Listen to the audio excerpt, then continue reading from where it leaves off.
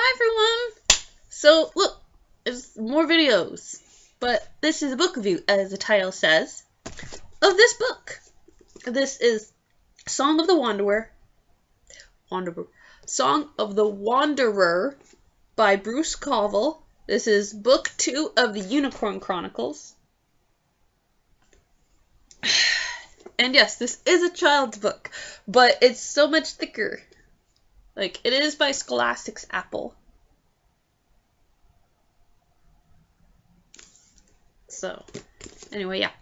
I just finished this book because, like, I had 2 chapters left and I was middle of, like, the third to last book, so I might as well have finished it. It's 9:39 p.m. right now, so, this was a good book. I can't say it's one of the greatest books, but it is a pretty good book, like, for, the type of book it is. And this is only, I only have 2 unicorn series. The first one by, I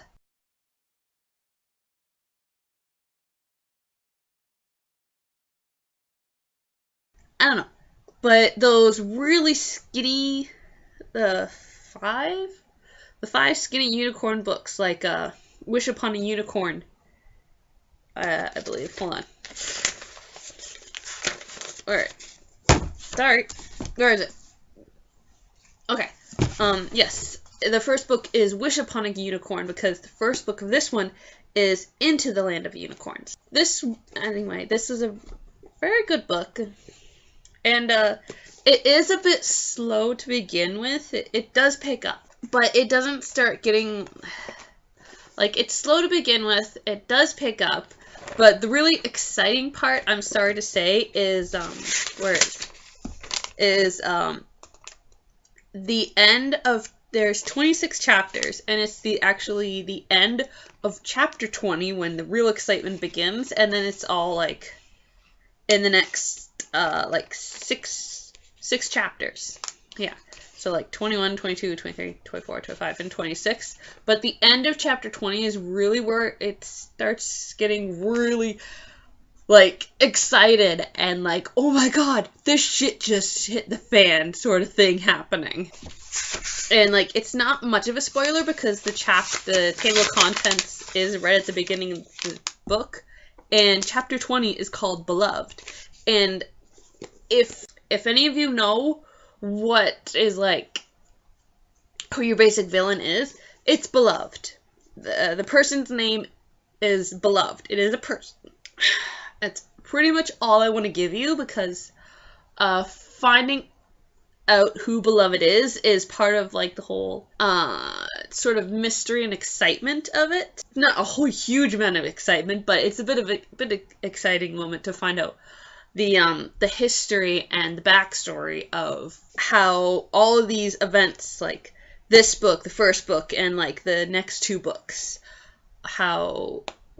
why they are taking place from, like, that back history that you find out. It's leading up to, like, these events here in the books that he's written. I'll tell you who's on the cover. This is Cara. It's spelled C-A-R-A. This, I don't know who it is. It could be Lightfoot. It could be Moonheart. It could be Flickerfoot. It could be Arabella Skydancer. I don't know. But this is the Squidgem, or Squidgem as a name. It's like, he describes it in both books, but it's like half bat, half monkey, half squirrel, maybe cat, maybe a little fox, maybe not so much fox, because he's a bit of a jumpy sort of thing, and it's like he flits about everywhere. And she gets this in the second half of the book. I won't tell you what it is, because it's a kind of an interesting thing she gets, or what this thing is. And it's sort of a useful thing, which is nice. But yeah, I don't have a whole lot to say about this, because, like, yeah, I don't have much to say about it anyway, other than, like, this is a pretty good book, and you should totally read it. If not to yourself, you should totally read it to your kids, or purchase it for your kids, because, especially if they like unicorns, like, you know, totally give this to them. Like, I don't know, this is almost like a unicorn person lover's dream. Like this series, the Wish Upon a Unicorn series, yeah, totally. You could give this to your son, but like, again, I only say this, totally give this to someone who loves unicorns, regardless if they're boy or girl, or like, you know, they're in a boy's body but have the mind of a girl, that sort of type of thing. Maybe, like, you know, maybe start to read it to your son when he's young. And, like, you know, you have story time and you have, like, okay, we're going to read a chapter of this book tonight, and that sort of thing. Oh, my room kind of smells like, that half of my room close to my bedroom door, it smells like apple cider. Right here, it smells like my pine cone scented, scented pine cones that I have in my DIY light candle holder thingy. The swelling has gone down my nose, but it's still sort of like inflamed and it's still very heavily mucused. So I'm sorry if I sound like I'm sick. I'm not actually sick. It's just, you know, allergies, something like that. I don't have much else to say about this book, so I'm going to stop talking about this book. Well, and just say, like, it is slow to begin with, but it does get better as you progress. Right at the halfway point is where it starts getting good, but it's, I think it actually starts more in chapter 9, so it does, like, these chapters are not long to begin with, like, maybe, like, 6, I think at most 8 back and front pages long. It won't take you that long to start getting, like, more into the story or have your kids more into the story and that sort of thing. So, that's this. I'm really excited for, like, the, where is it? What's the part? What's the chapter, I gotta say? 23 and 24 are, like, other, like, more, like, further back history sort of thing.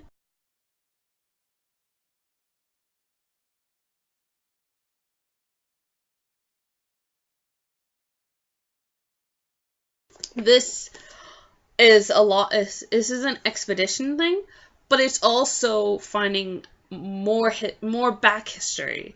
And if you're anyone like me and love this back history type of stuff, like, I am totally loving this back history stuff. I gobble it up so much. So, if you like that stuff as much as I do, then you will certainly love this book. I love it so much myself. So, that's the end of that book. And now we're on to this book. This is a hardcover. The first 2 are paperback, the next 2 are hardcover. So anyway, this is Dark Whispers, again, by Bruce Coville. This is book 3 of the Unicorn Chronicles. If you do know this, they live in a land called Luster, and apparently it's divided into 4 quadrants with a center thing in the middle. I'm only going off of the map that is in the front of the book.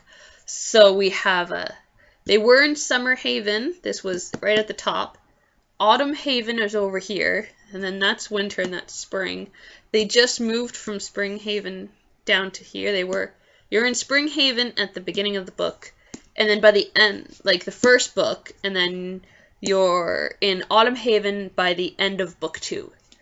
So they're going to be here for the next good little while. I don't know if they're going to be here I think they're going to be here for the entire book. I don't know what's going to happen for the 4th book, obviously. Back here, they just have a review for book 1 and book 2. And then the cover here, this is Kara. If you compare these two, she looks a lot older on this cover, and then she looks a lot younger on this one. This is more closer to her age. Apparently, she's going to be turning 13. So she's still 12. And this just looks a little weird. But here this is actually a tree. The background is a tree, and then there's these unicorns in front, as you can obviously see. on the map, there is a center tree, like right in the middle of Luster, of like all these things. I'm thinking that is the tree. Like, I am not 100% sure. To Jean Feiwel, Feiwel, that's how it's spelled. I might be butchering it or whatever. Who opened the door to Luster for me. I am eternally grateful. There's a big page of acknowledgments. I just want to show you the map, which is this. See, I told you, right? There's summer where they just were, then they moved to Autumn Grove. Sorry, it's Autumn Grove. There's Winter Rest, and then that is Springdale. And see, there's a tree right in the center of that. Apparently, there's supposed to be merfolk in the water, because this. Then there's supposed to be centaurs here in Springdale. That's the oldest dragon. It may not be the oldest, but this was the first dragon to come to Luster. And her name is Firethroats, and that's an earth geomancer. She's called the Geomancer. But that's where she is. And then there's Grimwold, who is the chronicler. Well, that's what it is, a chronicler. He writes all the books and takes down all the stories and stuff like that. There's Dimblethams. What's that? Oh, that's apparently Queen Forest. I don't know all about that. This is Northern Waste. Silver River, and apparently that's a Lake of Tears. This is the Delver's Cavern right there. And that's pretty much it. And there is another map in the 4th and last book. And it's the exact same as this. So, and this map for me is a little confusing. Like the basic ones of all the seasons, but it's where, all these places are right here in regards to, what is it? Of where they were traveling to. Like, I know they are up here, and then somehow they're supposed to go here, and then there.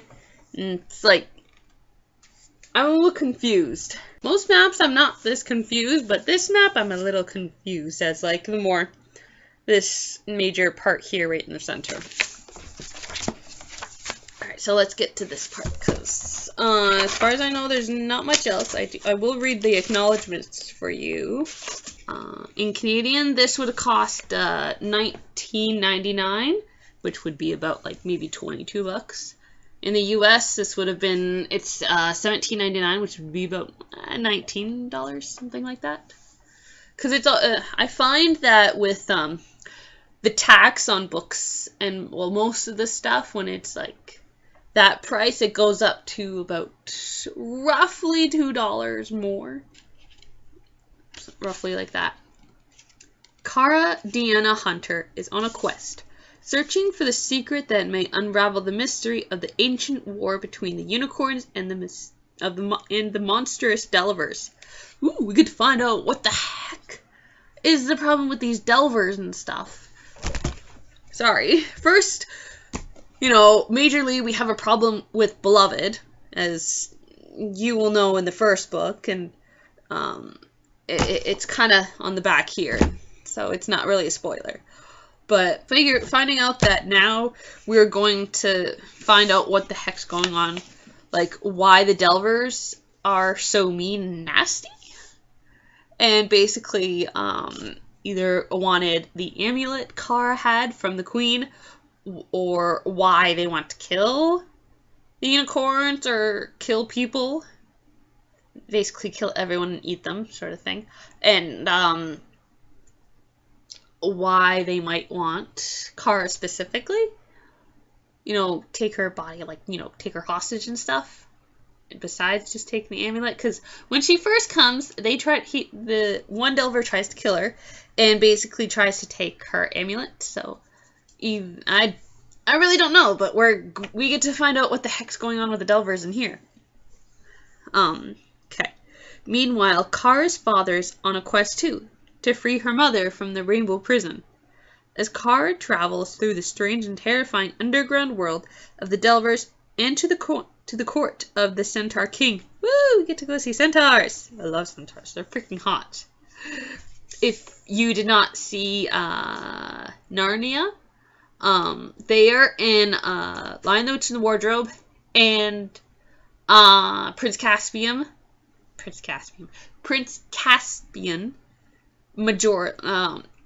There's a lot of them in those two. There, I think there is one unicorn on the boat for Voyage of the Dawn Treader in the movie. This is not regarding the books. If not, sorry.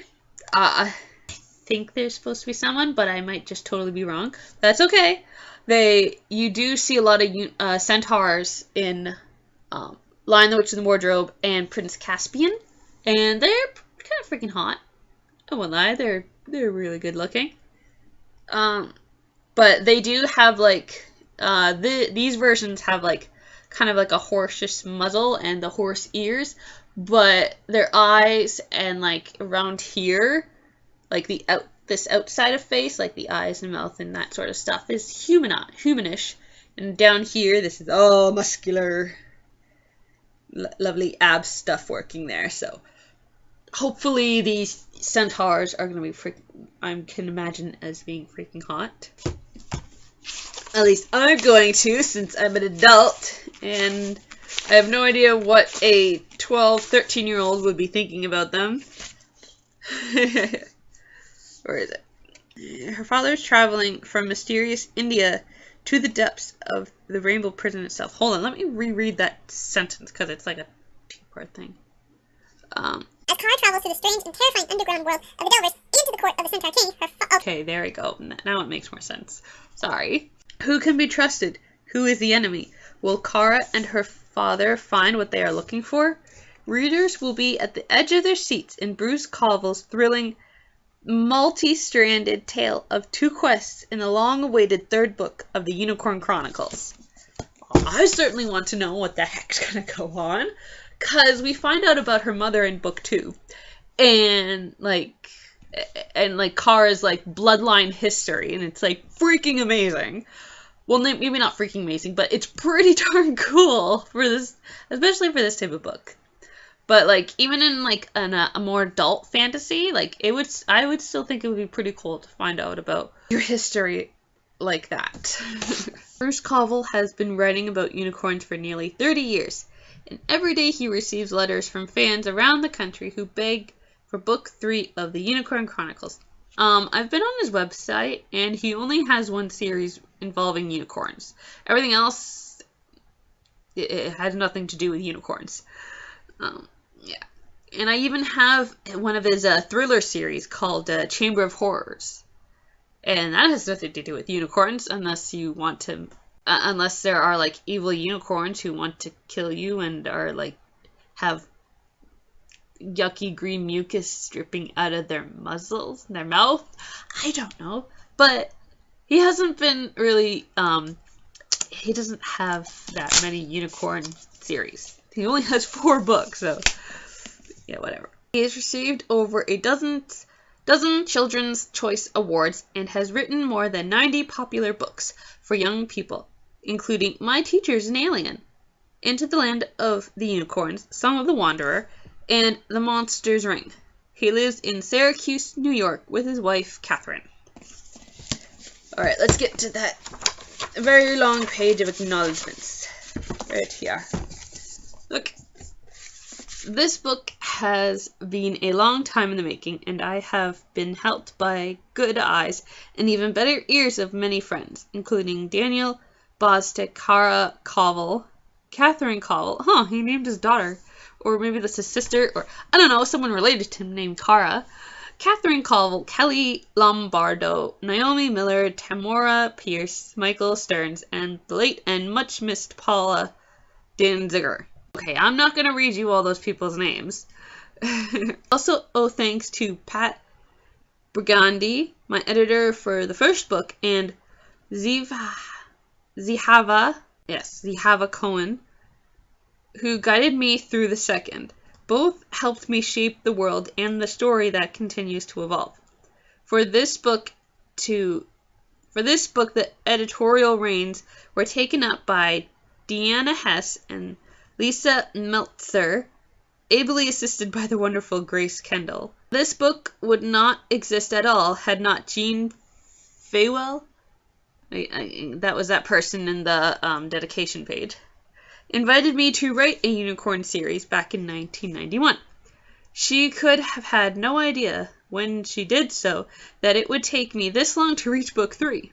Additionally, my beloved writers group, a bunch of people, listened patiently in and out of 8 years trying to keep track of the strands of the story, even when I would return to it after leaving them hanging for 6 months or more. Their patience was monumental, and their contributions, sometimes I can't speak and say words properly, their contributions invaluable.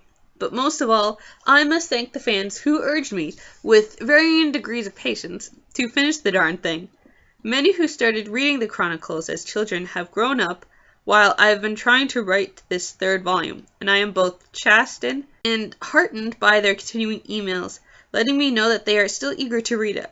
If I hadn't been so painfully aware that so many people were waiting for this story, I might have given up at any number of points along the way. So thanks, dear fans. I literally could not have done it without you. Aw, that's so nice. Alright, we're at copyright 2008. It might not be that long, but still, this was a lot, and the chapter numbers are in Roman numerals. I don't really know Roman numerals. I know up to X. X is 20. I believe X is 20. Hold on. X is 10. Okay, 20 is 2 X's. What the heck is L? Okay, I think I might have this totally wrong, but I think there's at least 60 chapters. I think. I'm not good with Roman numerals. I got up to I got up to counting properly 40 chapters, but then after that I kind of whatever, it just stopped working. Right. I want to find out when this copyright publication was. 1999. And book 1 is buried in the bookcase back there, so. But I will going to find out. This is book 3. This is all you're going to see of it, because I want to save that for a later point for you. This is copyright 2010. So this is like 5 years old. Like, this book here, the 4th and last book of the this Unicorn Chronicles series, or 5 years old, because it's 2015 right now, and this is copyright 2010. So that's pretty incredible. Like, 5 years old. Wow. I started it when I was young, and then for some reason I never borrowed it from the library, and it's only until now that I'm actually going to be reading the entire series. It's not a long series, it's a 4-book series, but seriously, I'm finally going to I'm going to read the entire series. Like, it's the same thing with my Wish Upon a Unicorn. I actually had The Land Without Unicorns, which is the 3rd book of the Wish Upon a Unicorn series. It's just pretty incredible. But those are really short, and I think they came up pretty fast. But this, he said, this is from 1999 to 2008, which would be about 9 years, and then this to that last one, 2 years. Wow, yeah. So I am going to get reading this book now. I really want to get reading this. But I might not get reading to it tonight, per se, because I want to continue watching some of these videos of Blossom Sparkle. That is it. That's what it is. I want to continue watching her videos because I like her. I'm really starting to like her since watching her ombre video watching thing. I might even ombre my hair tomorrow night, because tomorrow night's shower night. And you have to have a shower, technically, after you dye your hair. Stuff. And it's a permanent box, but it's okay. I love orange, and hopefully it'll turn my hair orange. Which I don't mind. It's the bottom half of my hair. It can be cut off. It's fine. If it was up here, if I was doing like my entire head sort of thing, that might be bad. But it's down here, so it's like meh, whatever. As it grows, it'll be chopped off slowly, such like that. So this is, sorry, that was really loud. This is the end of the video. I hope you like this video. Please like it if you are a fan of unicorns. And if you know this book series and you really liked it yourself, give it a thumbs up. And, tell me below how you liked it and when you started reading it. If you started reading it as a child, like when I was young, I might even got that first book through like kind of like a book fair that my school would host. It was like through Scholastic, so like they'd have tables of like picture books, they'd have beginner chapter books, they'd have those skinny chapter books that were like maybe 15 chapters, maybe 15 roughly chapters long, and they were not that long chapters. Again, it would probably be like maybe 6 to 8 pages back to front long, but it was a good chunk. And we are being hailed. My phone, and like bookmarks and stickers and book bags and all that kind of cool stuff that the Scholastics wants you to they would like you to have in promoting good book reading and fun book reading and such. So if you started at that age, like this was elementary school for me, and if you have read it now or you're reading it to your kids right now, let me know in the comments below. That would be cool. And you like seeing my sweaty, grimy face and my red faceness and all this lovely stuff that's going on with me right now. Subscribe for more book reviews, more monthly hauls and hauls in general, more boxing unbagging, and then random favorites whenever I get to them and whenever I have enough random favorites to make one for that month. So yeah, I'm gonna get going. I don't feel like having a peanut butter and banana sandwich tonight. And I'm just gonna go watch stuff. I'm gonna turn off some lights. Bookmark this. Put this book away. Do all that usual stuff that I do. Okay. Good night, everyone.